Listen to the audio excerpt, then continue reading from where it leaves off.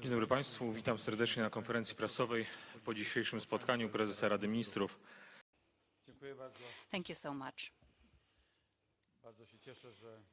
I'm really happy that today I was able to host Charles Michel, the President of the European Council. I'm grateful for our gestures, signs and words of solidarity, and the words will be followed by actions for sure. I am convinced of that because we've known each other really well with the President, and I know that I can count on him. And the events of the last day was a test for Poland and for Europe. We realize that the risks may escalate, that the situation may deteriorate, that we may have to face new methods of provocation. Methods of provocation, I can say it like that, on the part of Lukashenko and his collaborators. Now, from distance, those events on the Polish-Belarusian border may look like a migration crisis, but this is not a migration crisis. It's a political crisis caused for a specific purpose, for the purpose of destabilizing the situation in the EU. For many weeks, we've had people coming to Minsk. They are flown from countries for this very purpose. And then, with the use of force or without the use of force, they are moved to the Polish-Belarusian border and Polish-Lithuanian border in order to destabilize our states on the one hand, and destabilization of Western European states on the other hand. So what we are facing here, and we have to state it clearly, is a manifestation of state terrorism. This is also a tacit revenge on the part of Lukashenko for the fact that we were supporting democratic elections, that we were supporting people in Belarus in August last year, and we were supporting the changes that we hoped would happen. The whole Europe was hoping for the changes. Today we are not only defending the Polish-Belarusian border, we are defending the eastern flank of EU and NATO. And the purpose of Lukashenko is to destabilize the whole Europe. That is why I am so happy that, slightly differently as in the case of previous migration crisis, today the whole European Union is speaking in a single voice. North Atlantic Alliance Treaty Alliance is also speaking in a single voice. So the border between Poland and Belarus is a border between a state that follows the rules and a state of lawlessness that uses people as living shields in order to enforce certain behaviors.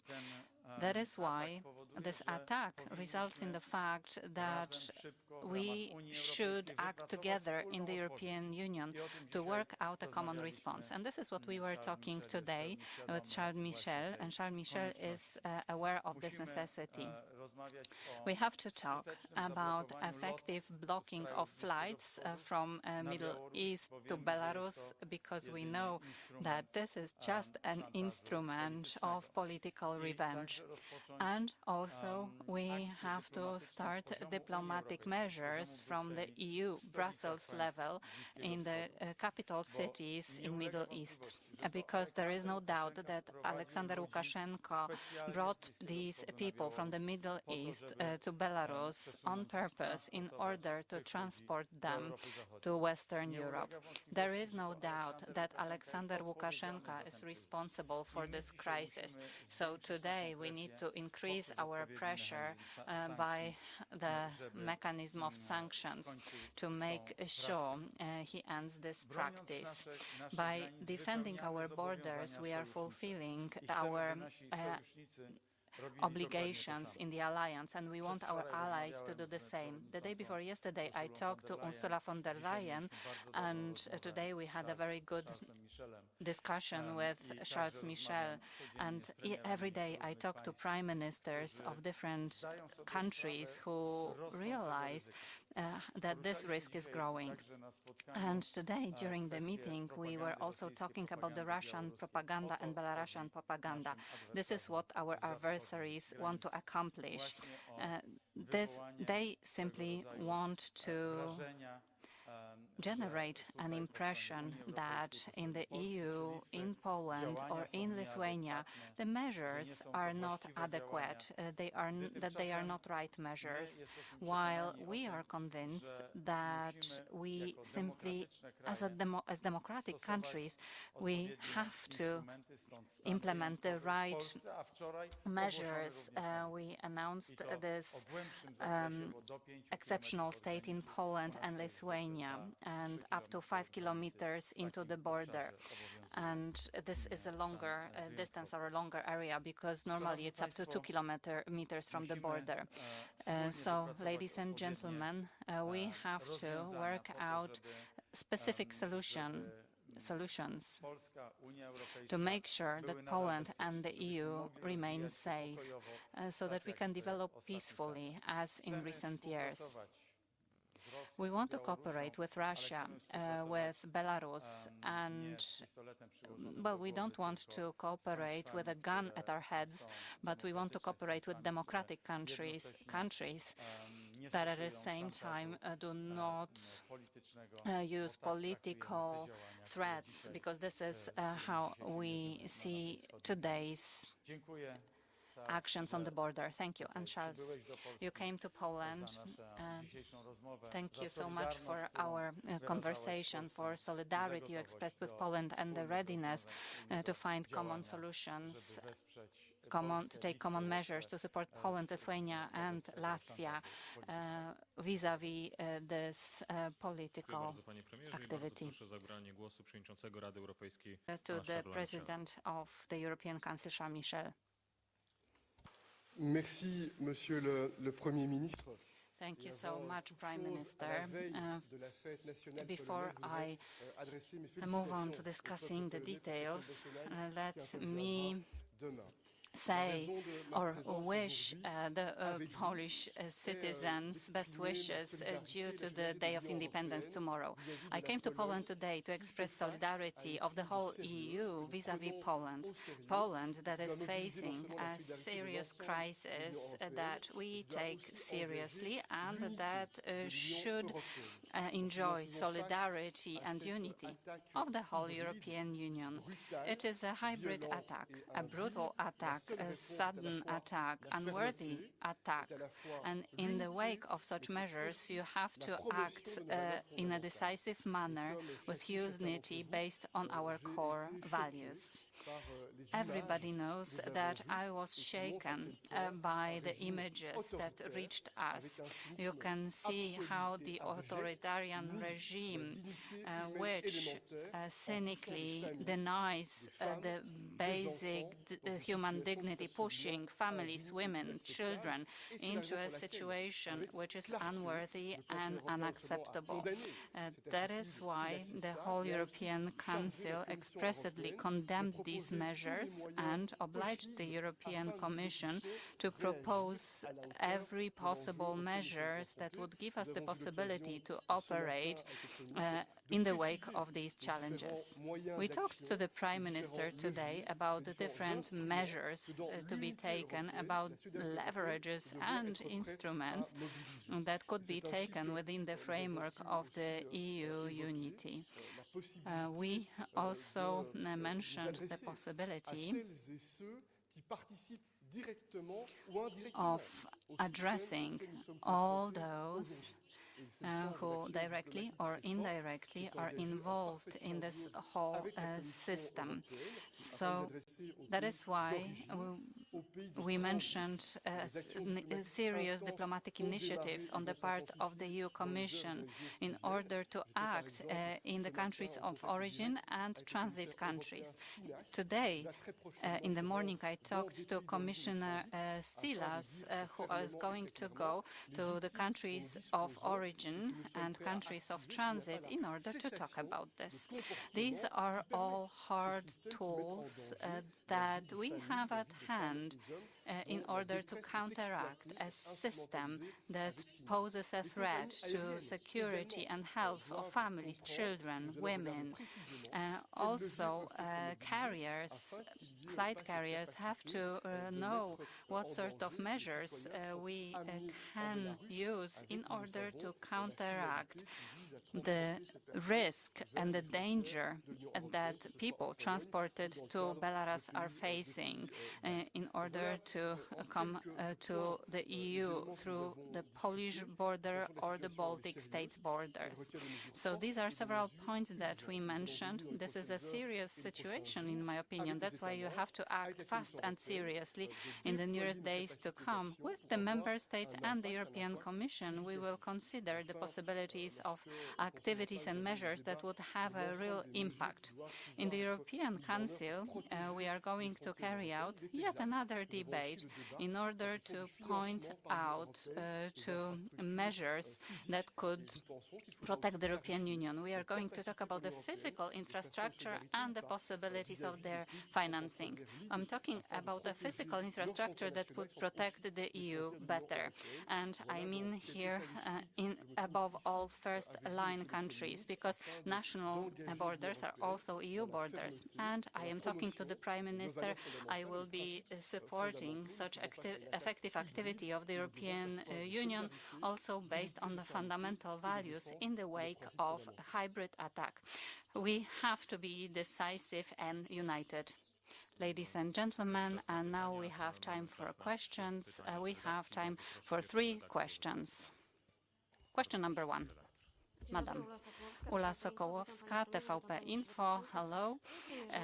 Prime Minister, the first question, are you taking into account shutting down the border with Belarus, blocking trade? And the question to the President, what will these diplomatic measures look like in the countries of origin? And when it comes to the building of a barrier, how would financing look like from the EU budget? How would the wall be financed? Yes, we are discussing further steps of the escalatory ladder. So we are already facing sanctions imposed on the Lukashenko regime, but these sanctions apparently are not working. They didn't make too much impression on the dictator because they include a certain group of people collaborating with him who cannot come to the territory of the EU. So this is what today's sanctions are all about. So, Madam, your question is very up-to-date, very valid. This is what we are talking about today. We want to implement extra sanctions, for example, concerning airlines, also Belarusian airlines. But not only that. We are more and more determined to implement economic sanctions. We will be talking about them in the European Council, and I asked for a European Council to meet in the VTC format, to meet before the December Council that is planned in order to discuss this problem. So it's a very serious problem, and I guess this pressure on Minsk, on Lukashenko's regime, has to increase. And that is why already today we've planned the next measures, and we will be discussing them with our partners from Brussels. But I guess without very concrete, specific sanctions, we won't be able to achieve the desired outcomes. And the President. First, about the sanctions and the concrete measures that we can decide. Indeed, we had a very fruitful meeting with the Prime Minister today, and it was also prepared by our advisors. We were in touch and in contact the last days and the last weeks on this important topic. And indeed, we think it's important to decide very concrete and effective and operational sanctions, not against Belarus. We have already decided sanctions against this regime, and maybe we will need to decide that we will increase the level of sanctions. It will be a decision that we'll need to take together.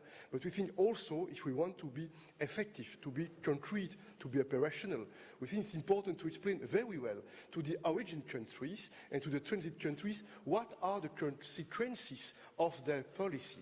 It's also important to explain to the airlines what are the concrete effects of their decisions in this system and, in fact, in the launch of a hybrid attack against the EU.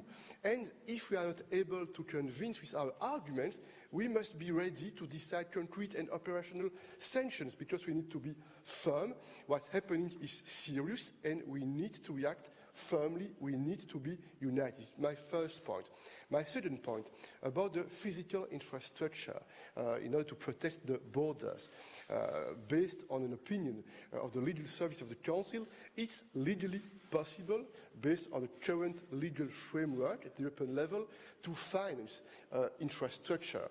This is a decision that needs to be taken by the Commission, but in any case, the legal opinion of the Council is very clear, and we will see what will be the outcome of the debate. But I want to be transparent with all of you. The last European Council meeting, we had an in-depth debate about this topic, and all the leaders had the opportunity to explain their opinions about that. My impression is that we need to clarify what's possible and what's not possible. I'm very concrete. I understand very well that there is a situation in Poland with infrastructures which are existent in Poland, but I understand very well also that in Lithuania, for example, they have 600 or 700 kilometers borders with Belarus, and we are facing a totally new situation in comparison with the past. What does it mean for Lithuania? Is it possible for the EU to show our solidarity by helping them to protect their national borders, which are also the European borders? I hope it will be possible to clarify and to take a decision as soon as possible on this important topic. Dziękuję bardzo. Bardzo proszę, kolejna redakcja. Thank you so much. The next question. Dzień dobry, Dawid Styś, Polsat News. A question to the Prime Minister. Prime Minister, did you talk about total closure of borders, because it's not just a border with Poland, but a border with the EU? Did you talk about this? And the question to the President. You mentioned these words that you're thinking that the European Union is clear on this, or united on this. Would all countries agree to these sanctions? Have you already talked about this, bearing in mind the problems that were mentioned during past sanctions? So, namely, the sanctions shouldn't affect citizens that are not to blame, but so that sanctions affect concrete people. Does the EU approve such sanctions? Well, first of all, we are thinking about closing border crossings where the attack is taking place, which is a physical attack, which is taking place in direct vicinity of border crossings like Kośnica, Białostocka in recent several days. And in the next days, we will take similar measures. So, unless Lukashenko reduces his pressure, unless he stops his political measures of using living shields, the hybrid war of new type, unless he stops his political blackmail, we will have to shut down other border crossings, which will automatically lead to the implementation of economic sanctions as such, because there will be less possibility of carrying out business activity from Belarus. Thank you very much. The President. About the sanctions, I would like to be very clear. Possible sanctions are on the table, are again on the table.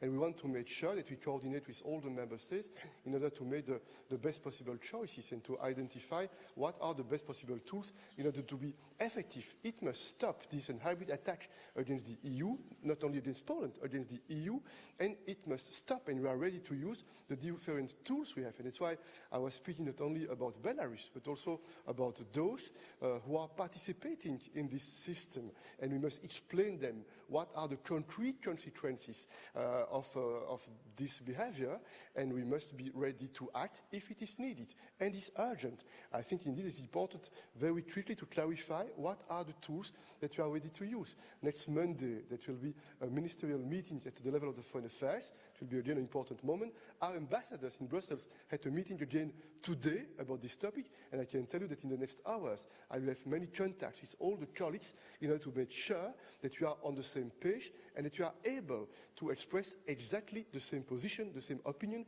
We must demonstrate our strong unity in order to have an influence and to stop what's happening, because it's not acceptable. Dziękuję bardzo i bardzo proszę o ostatnią redakcję. Thank you. And the last question. Hello, Roch Kowalski, RMFFN Radio. Mr. Chairman, I'm addressing you, Mr. President, I'm addressing you with the first question. The Prime Minister said that Poland had enough funds and strength to cope with the crisis of the border, and that there are too few Frontex officers to be of support, to be of help. So did you talk about the support of Frontex in your discussions? Do you see such a need from Frontex officials to be on the border, including journalists who still don't have access to border areas? And to you, Prime Minister, in a month, in less than a month, the state of emergency will end. Do you have a scenario of what's next? Will you prolong the state of emergency under different rules, or are you considering the martial law? Mr. President, the first one. Yes, we have had the opportunity to address the situation of Frontex, and I've explained to the Prime Minister that Frontex is available in order to support all the efforts, in order to show and to demonstrate our solidarity. And you know that, for example, when we faced huge difficulties about 2 years ago in Greece, we decided with the Greek authorities to mobilize Frontex in order to make sure that we would make this solidarity concrete with Greece. And I think that it will be possible to keep the channel of dialogue open on this topic with the Prime Minister. Yes, as regards the media, I would like to draw your attention to one aspect, namely, in the case of a hybrid war, the fight is mainly involves information. So Lukashenko is not only attacking the border with Poland, but is trying to influence the public opinion in the West. I have no concern about the presence of media, although they too are under the influence of Belarusian and Russian fake news. The whole network, the whole internet is full of different information that we've already clarified, but there are a lot of information that haven't been clarified yet. The main problem is that the presence of media intensifies provocation. And you will remember from Poland, Polish journalists, you will remember a situation 2 months ago when our border became an area where different people were trying to show off, and the presence of camera was an encouragement for some people to escalate their postulates and their view on the conflict. And they were making their own spectacle in front of the cameras. And let me say more. Today, the situation is so tense today that today it might pose a direct threat to journalists or other people who want to be on the front line. But together with the Minister of Interior, Minister of National Defense, we are considering the creation of a specific place, a center very close to the border, where journalists would have much faster access to information and to people who live near the border, because they too are directly touched by this crisis. So let's remember about safety of people who live there at the border. You also asked about solutions that we may implement after the state of emergency is over. Yes, we are working on legislative solutions, legal solutions, that will allow us to operate comfortably. Maybe that's not the right word, not comfortably, but simply it's about having the right conditions to work for the officers on the border, the army on the border, who are trying to protect the border without creating extra risks for the citizens. And at the same time, they will interfere as little as possible into the life of businessmen, entrepreneurs who are working at the border, or people who are traveling to work. We will try to do this in such a way that the regulations, that the law is as limited as possible for the citizens. Thank you very much. And this is the end of our conference. Thank you. Dziękuję bardzo.